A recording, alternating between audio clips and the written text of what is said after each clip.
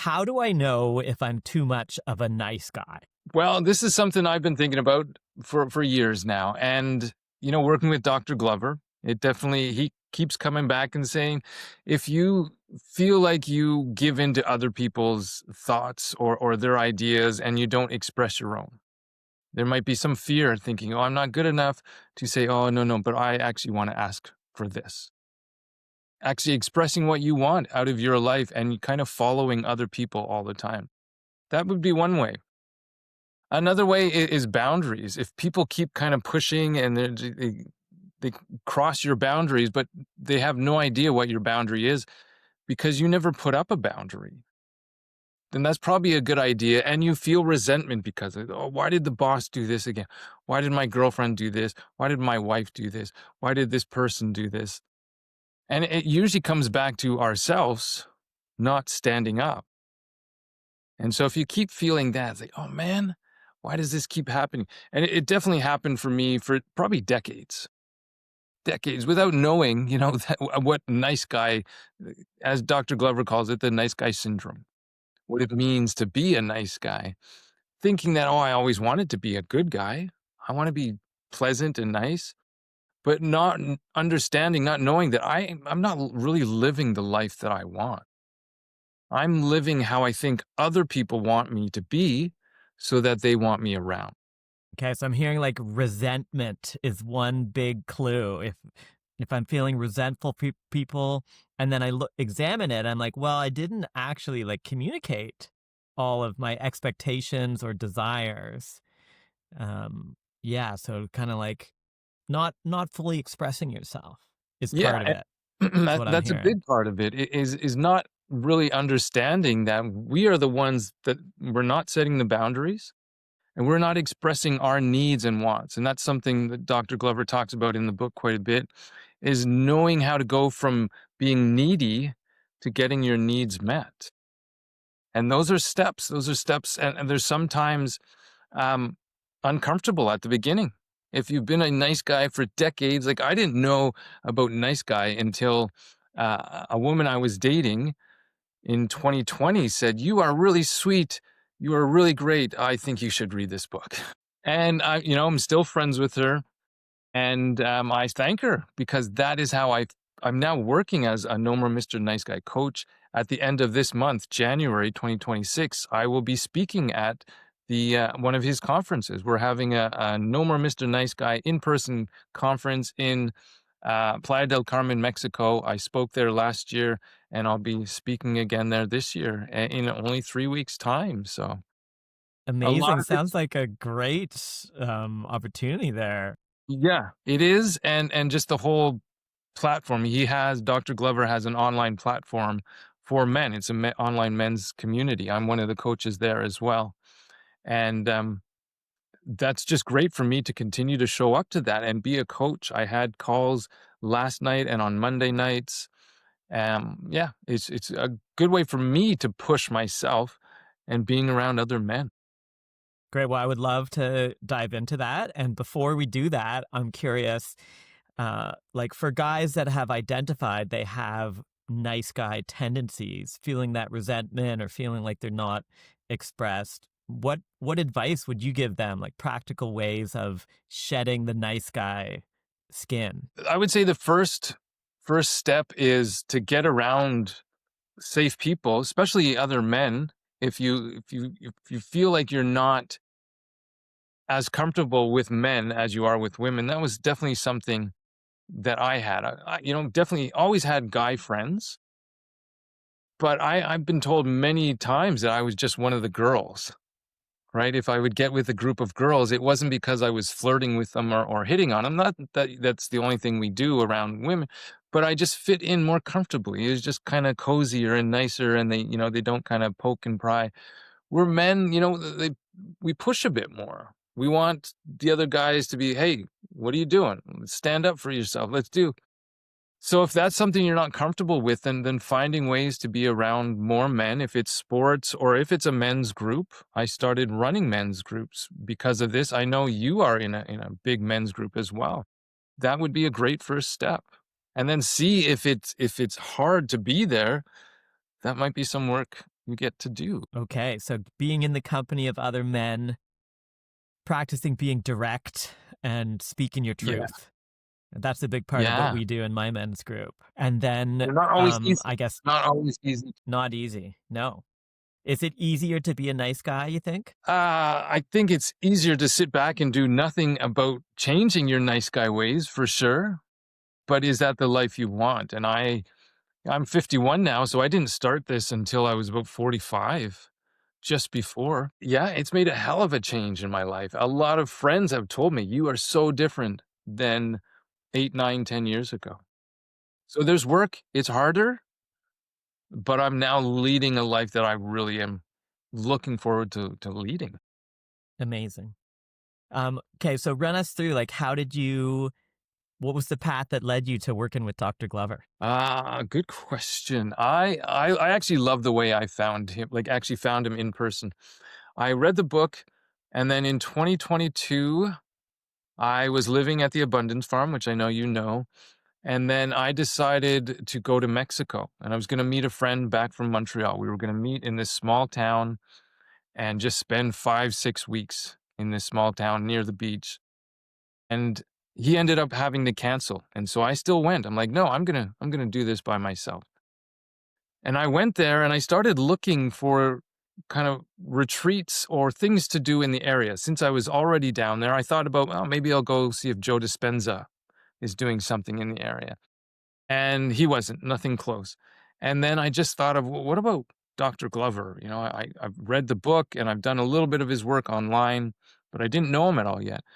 And he lives in Puerto Vallarta, which was not even an hour away from where I was staying. And I signed up. There was a TPI, Total Personal Integration Weekend, that he does. You go in his house, and there's usually like just 6 men, and it's a bit of a boot camp to the no more Mr. Nice Guy world. And I signed up. That was in March of 2023. So not all that long ago, just about 3 years ago. And I signed up and I knew something good was going to happen because of this. I was on the beach in this Mexican town and just doing meditation in the morning, doing some exercises on the beach and just breathing, like enjoying life. And I had this overwhelming feeling over and over again that I'm going to work with this man. And I didn't know how. It just this nice feeling when I get really calm and quiet, good information comes. And it turns out that I could sign up to become one of his certified coaches if I do a 6-month program. So I messaged, say, hey, I would love to do this as well. And then I went to that weekend and it was incredible. I highly recommend it. And he took me aside at one point. He said, hey, I saw that you signed up to become one of my coaches as well. I'm about to start this new online platform. Would you like to be part of that as well? And right away I said, yes. I'm like, oh my God, this is me starting to work with this man as I thought. And it began right away. As soon as I got home to Vancouver, we started to prepare his online community. I actually was helping out all the other coaches with their sound, as that's something I used to do, a sound engineer. And within 3 months, we were live. It's called Integration Nation. And since the beginning, I've been one of the coaches. And I've met Robert too. This will be the third time this conference coming up at the end of the month. This will be the third time I'll work with him in person. And it's pretty great. He's a man that stands by the work he does. He still says he's a recovering nice guy. He's wrote the book 30 years ago, still has issues, and he shares them all with all of us. He's like, this happened. Oh, it felt so bad. But I used my nice guy knowledge and, worked through it. Yeah, interesting. I was curious if he was going to be like very in his expressive power, being the kind of the no more Mr. Nice Guy expert. But interesting to hear and, rings true that these patterns that we witness in ourselves, like they keep on trying to sneak back in, and we got to be vigilant and like continue doing the work and the practice of stepping out of some of those patterns. Yeah. It's What continual. It's a life kind of a life change. It's not like you do this for 6 months and then you never have to think about it again. It's like healthy eating. Are you just gonna eat healthy for 6 months, or are you gonna decide to eat healthy the rest of your life? So this online, is it a group? Is it a regular thing? Is it a X week program? Tell us more. Yeah, Integration Nation, it's a online men's community, and there's 8 different calls a week with different coaches. So I do Monday nights. There's all kinds of different nights. Every Thursday, there's a what we call a brotherhood call, and Robert is always on that call. So if you want to, get advice from him, there's usually, a lot of men that show up to that, 50, 60 men. The other groups, the group I run on Monday, sometimes it's 6 men, sometimes there's 12. So it's a smaller group. But it's about being consistent and showing up, choosing what call you want to get to.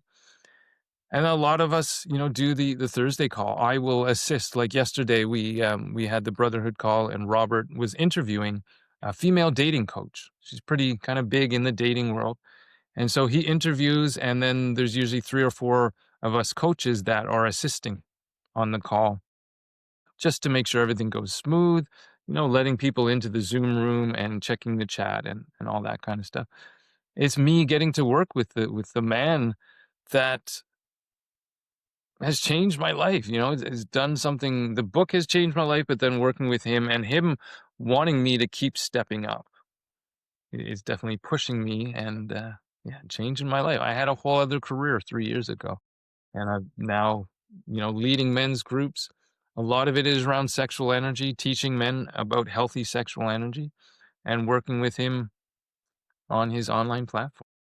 Okay, so healthy sexual energy. There's a phrase that grabs my attention. And even that phrase, it in me brings up this idea that there is unhealthy sexual energy. That Yeah. sometimes sexual energy can be healthy and sometimes it can be unhealthy. What do you think makes for healthy versus unhealthy sexual energy? Right now, just yesterday on the platform, I started a 21-day semen retention group. And so that's kind of the beginnings of it. It's when we decide what to do with our sexual energy. There's a lot of things in the online world, in the real world, that are going to excite us, and we get some kind of either, turn on sexual energy, and what we do with that energy. If we go and watch porn and just, kind of masturbate away, and it just spills the energy over and over and over again, then that is depleting us. And we're just becoming kind of more nice guys. We're not interacting with real humans, having sex with real humans, just being intimate with real humans. We're seeing something on an image. And is that the way we want to live? So bringing that healthy energy, realizing that, yeah, I get excited throughout the day. What do I want to do with that? A lot of what I teach is, through some breathing and some Taoist and Tantric exercises. Some of it is just kind of like Kegels, bringing the energy up your body and getting it out of your groin so you don't want to just masturbate it out, and bringing that back up and then doing something with that energy. Because if you have all that energy and you're like, what the fuck, I don't know what to do with it, then you're going to maybe do something bad with it. If you decide, I want to put it into my work, I want to put it into love making, and grab your partner, whoever it is, and just hug them, squeeze them, like really get beautiful in love with them, then that's the good sexual energy. The other can really distort us, and we get into, either compulsive masturbation or compulsive porn watching. It's something I had an issue with. I definitely had an issue like 8, 9 years ago. I had a porn problem. And so that's one of the things I help men with, is breaking that habit and then finding out how beautiful sexual energy can be when we do something actually with it. Are you totally porn free now? Do you think that men should be totally porn free? Or is it like junk food where it's like it's okay to have a cheat day here and there? And so with the group I just started last night, the 21-day group, I told the guys, listen, I have watched porn in the past, and I have no doubt I will watch porn again. And let's not beat ourselves up about that. some of it is beautiful. It's when we get addicted to it and just think, "Oh, I have to watch more, more, more, more," that that really, like gambling, like any other bad addiction, it can really mess with our life, and that's a lot of energy if we're always using our sexual energy on porn.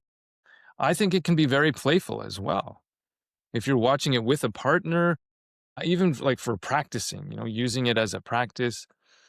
If you're watching it like 3, 4 plus times a week, that's probably a problem. Why not get out and meet real people? There's so many people, in Vancouver alone that wanna meet others. And if we're stuck inside watching a screen, even if it's video games, whatever it is, we're missing out on those people, and those people are missing out on us because 'cause we're pretty great people. You are a great person. I like you, Kevin.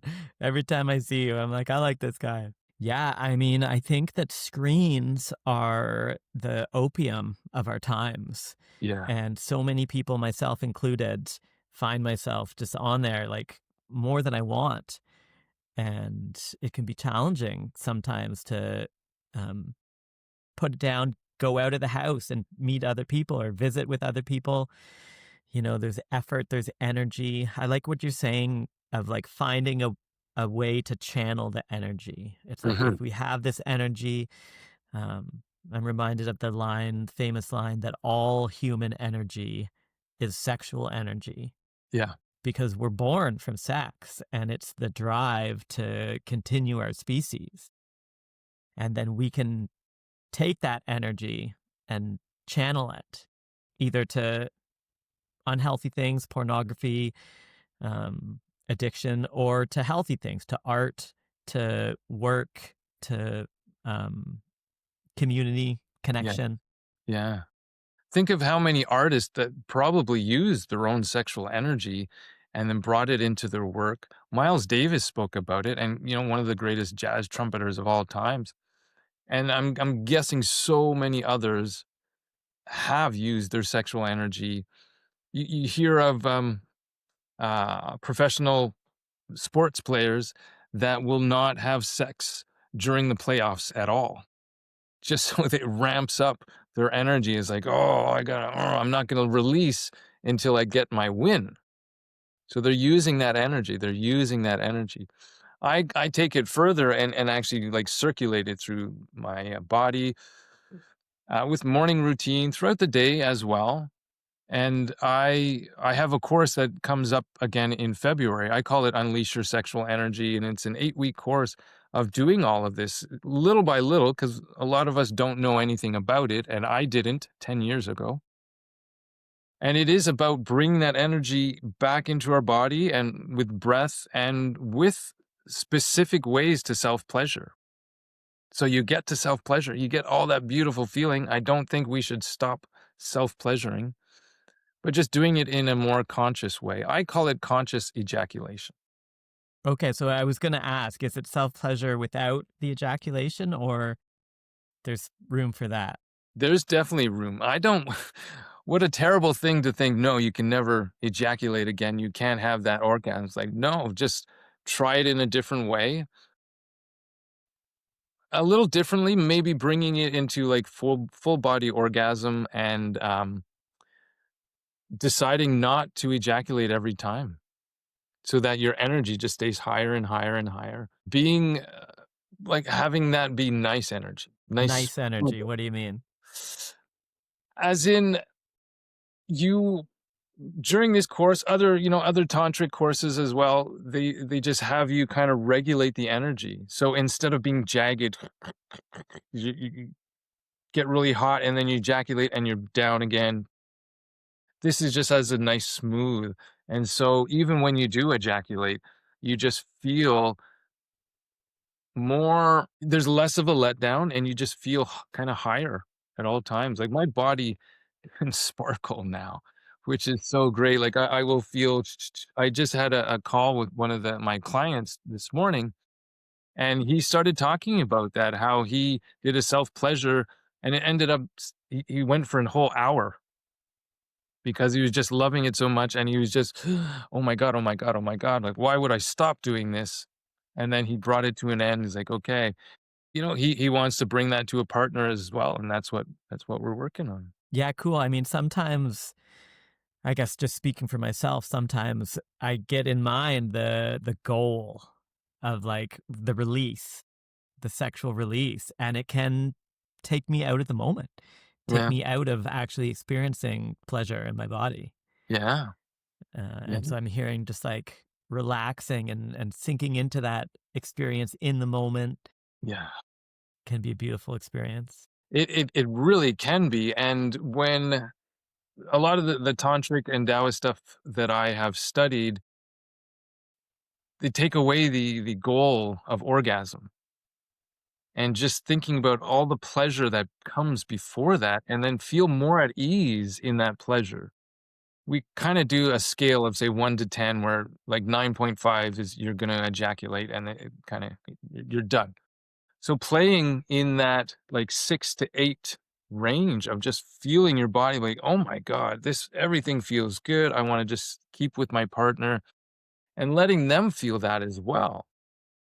Who wouldn't wanna stay in that? I know we get so drawn to ejaculation, there's a whole, like an addiction to hyperarousal, where as soon as we get a bit of sexual energy, we're taught often as men to just ejaculate it out pretty quickly within 3 4 minutes. It's probably how we first started masturbating when we were kids. And now it's like calm that energy and then ride it just below where we're getting too excited, and then just feel how kind of there's a powerfulness to it. And in Taoism, they believe that that is very healing. It just heals the body to be in that state. They use doctors, or, I don't know if you'd call them gurus back then, but they would assign people to have sex in specific ways just to feel great in the body and just stay with that.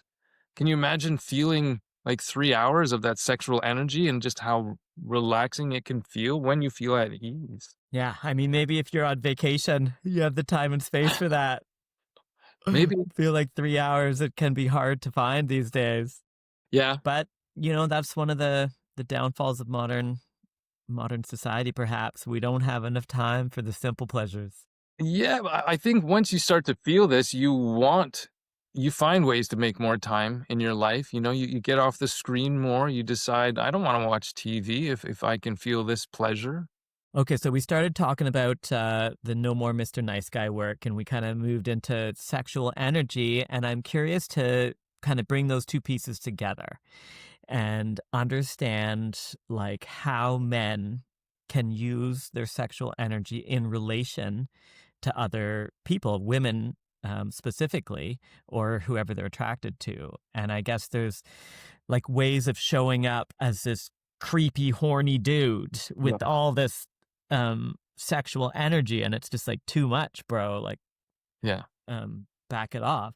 Yeah. And then on the other side, there's the kind of the nice guy thing where you're hiding that sexual desire and just like kind of trying to sneak it in Mm, almost. And I'm seeing that somewhere in the middle is like the sweet spot of being an empowered man and being like, I find you really attractive. Like I'm feeling some energy building yeah.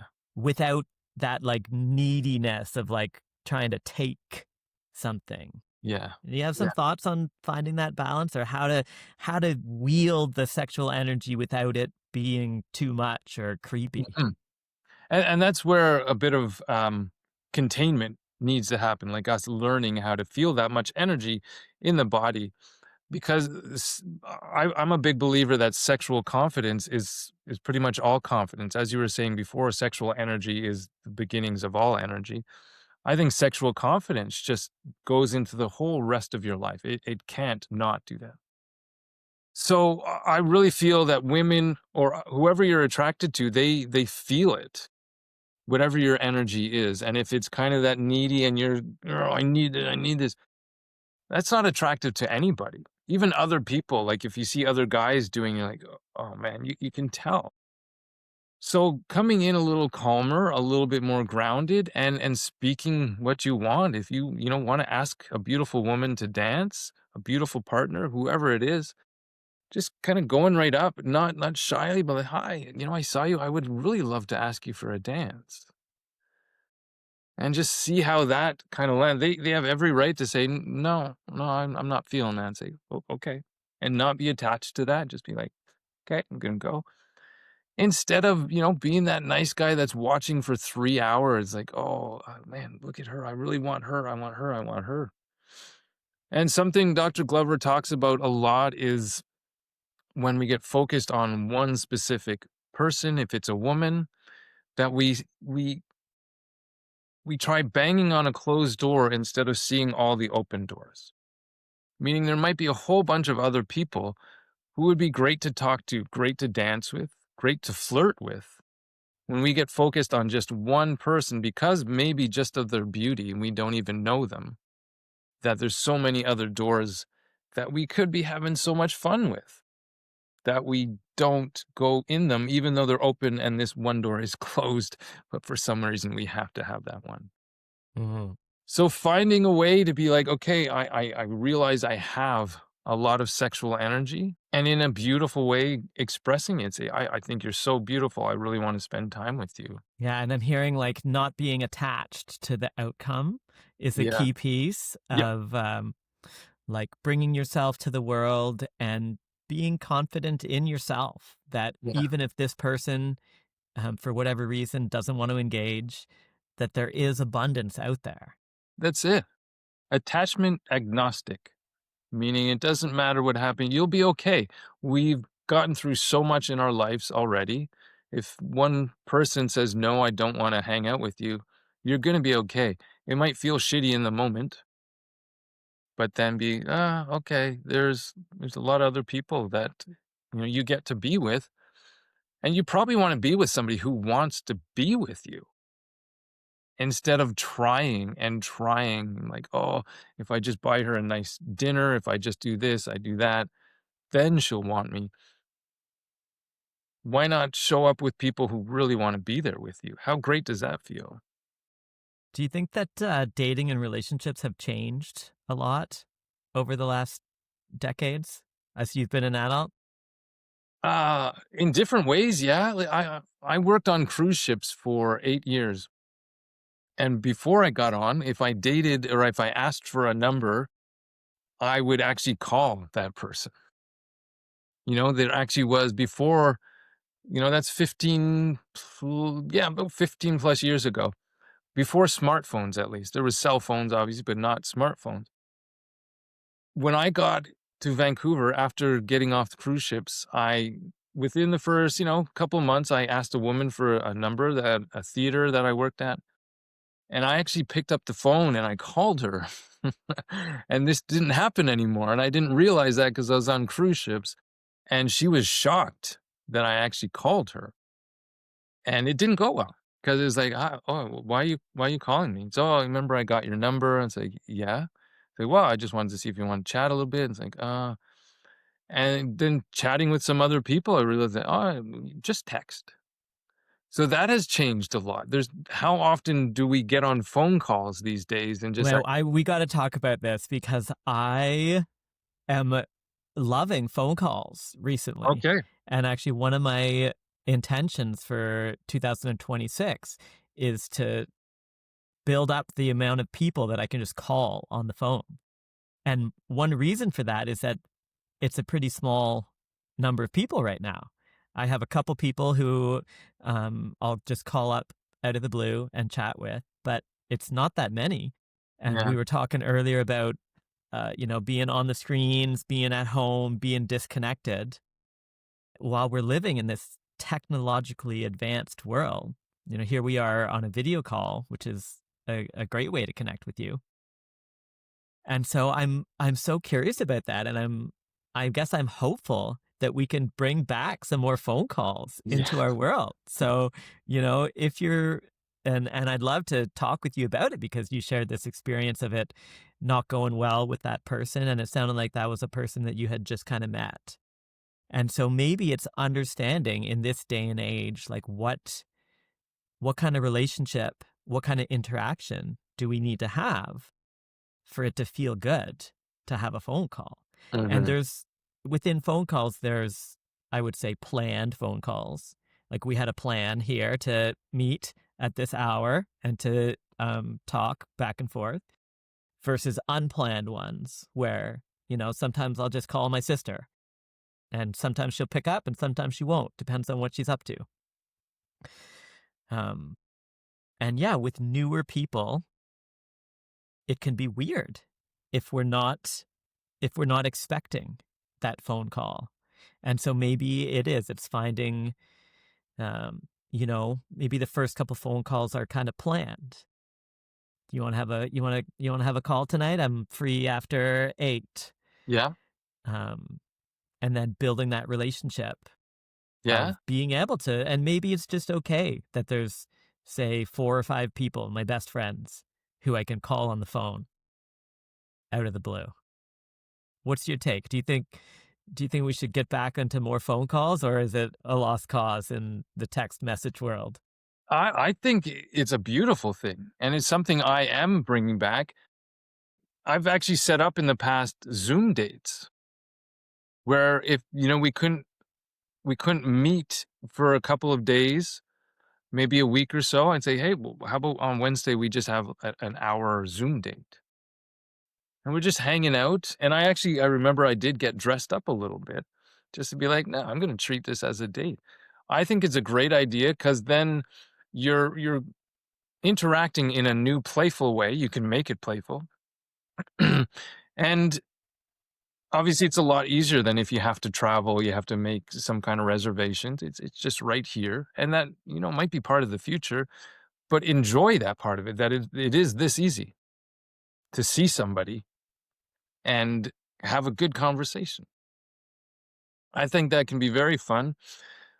Calling people, there's not many people I actually call these days, my family, couple friends. One of my best friends, I've known him since I was in grade 3.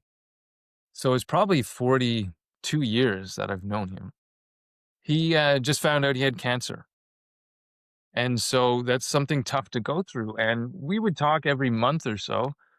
But recently, I'm just like, I'm going to call him minimum once a week just to be, he's in New Brunswick. So he literally is the other side of the country. And it's not often I get out that way. He doesn't come out here. So I just decided I'm just going to call him more often. Nice.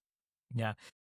One move that comes to mind that I wanted to share that seems to work well for me is sometimes I'll be texting somebody and they'll be texting back. And then I'll text back, and we're both clearly on our phones Yeah. communicating.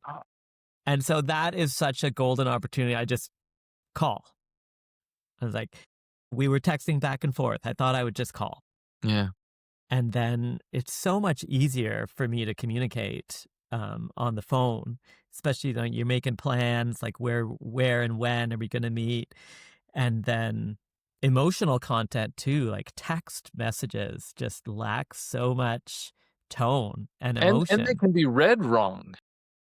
I've definitely had this in the beginning of relationships and, reading it, it's like, "Oh my god, what does she mean by that?" And then I write something that isn't all that clear and it goes negative pretty quickly. There's a comedy duo, they were called Kay and Peele out of the States, and they made a video about this. One of the guys was relaxing in bed, just texting and say, "Hey man, how's everything going?" And the other guy's like, "Hey," he's aggressive. He's like, "Hey, are we meeting up today?" And the guy more chill. He's like, "Yeah, whatever, man. It's okay." And then the other guy reads it as, "Yeah, whatever. What the fuck is this guy? Who is this asshole?" And it just shows how easily text messages can be read wrong, and it's definitely happened to me, especially in romantic relationships, because there's a lot of heat, there's a lot of energy. I'm like, "Oh, am I getting to know this woman?" And then I read it wrong, and it's like, "Oh," and then I respond wrong.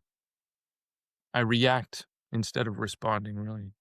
Yeah, I think the hierarchy of communication goes from in person, it's the best.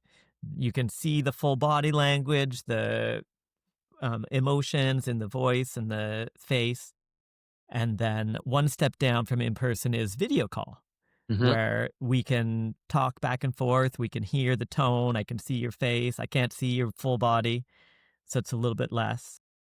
One step down from video call, I think, is phone call. Yeah. Just the back and forth. You can hear the tone. You can hear the motion. One step down from phone call is voice message, where you're sending that emotion, that tone, that voice, but there isn't that back and forth of the phone call. And then one step down from that is text message. Text message is like the bottom of the barrel, Totally.